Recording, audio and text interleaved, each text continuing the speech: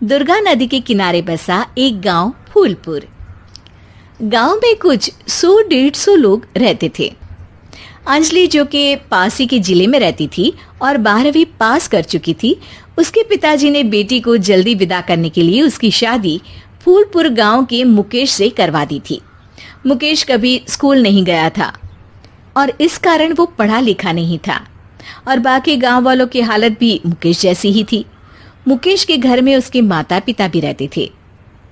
सासू माँ, मैं बाहर मंदिर तक जा रही हूँ, आधे घंटे में आ जाऊंगी। अरे अभी कहीं जाने की जरूरत नहीं है, चुपचाप जाके रसोई में रात के खाने की तैयारी करो। और ये घूंघट क्यों हटा लिया है तुमने? क्या पता नहीं कि इस गांव में औरतें बिना घूंघट के नहीं रहती? रात में अंजलि छत पर जाकर अपनी मम्मी से बात कर रही होती है। तभी गांव की 3-4 औरतें उसे देख लेती है और दरवाजे पर आकर उसकी सास से शिकायत करने लगती है। और क्या हुआ? अरे छत पे तो देखो, आपकी बहू मटक मटक के किसी से फोन पर बात कर रही है। दिन भर फोन पे लगी रहती है। अरे कल तो मंदिर के पास वो क्या कहते हैं, सेल्फी ले रही थी। शहर की बहू रखना अच्छा शान की बात है, पर देखना इसके लक्षण से ये तो तुम्हारे परिवार को बदनाम ना कर दे। ये पहली बार नहीं था जब सास से गांव के लोगों ने अंजलि की बुराई या शिकायत नहीं की हो। अब तो ये रोज की बात थी। अंजलि ये सब सुन लेती है।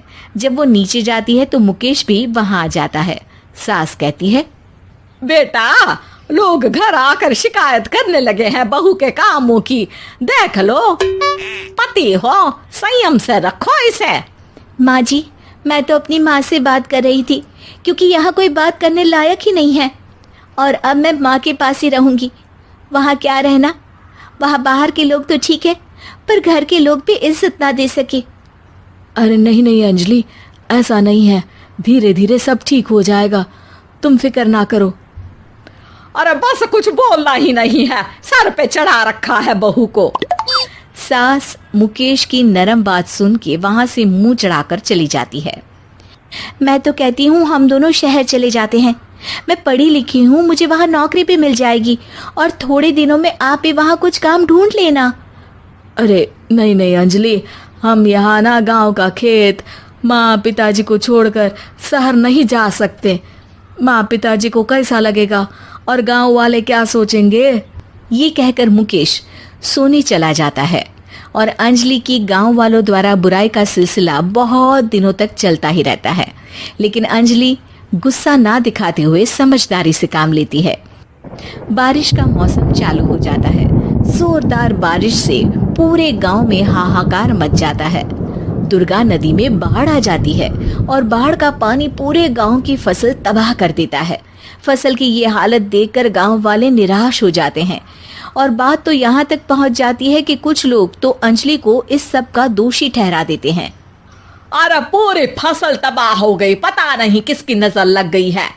अरे जब से चौधरी परिवार में ये शहर की बहू आई है ना, तब से ही गांव की शांति चली गई है। इसके कर्म कांड से माँ दुर्गा नदी भी खुश नहीं है। ये सब सुनकर बेचारी अंजलि रोते हुए अपने घर चली जाती है। कुछ दिन बाद सभी गांव वाले अपनी फसल का मुआवजा लेकर अपने अपने घर आते हैं। मुकेश भी 1500 लेकर आता है। अंजलि को जब पासबुक दिखाता है तो अंजलि हैरान हो जाती है। अरे, ये पासबुक में तो उन्होंने 4000 की एंट्री करी है और आपको सिर्फ 1500 दिए। सच में? अरे वो सरकारी अफसर आपको बेवकूफ बना रहे हैं। सरकार की तरफ से हमें 4000 मिले हैं, लेकिन बाकी का सारा पैसा खुद ही खा रहे हैं। आप लोग के अनपढ़ होने का फायदा उठा रहे हैं। ये सब सुनकर मुकेश परेशान हो जाता है, लेकिन अंजलि उसे हिम्मत से काम लेने को कहती है और सुबह होते ही मुकेश को पंचायत कार्यालय ले जाती है और साथ में गांव के और लोगों को भी। आप सरकारी बाबू क्या गांव के लोगों को बेवकूफ समझते हैं?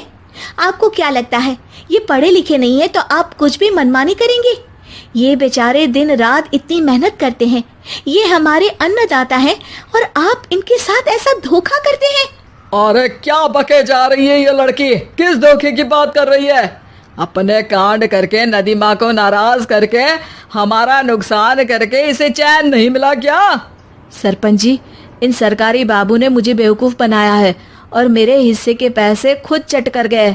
बस ये सुनते ही सरपंच वहां से दुम दबाकर भाग जाता है।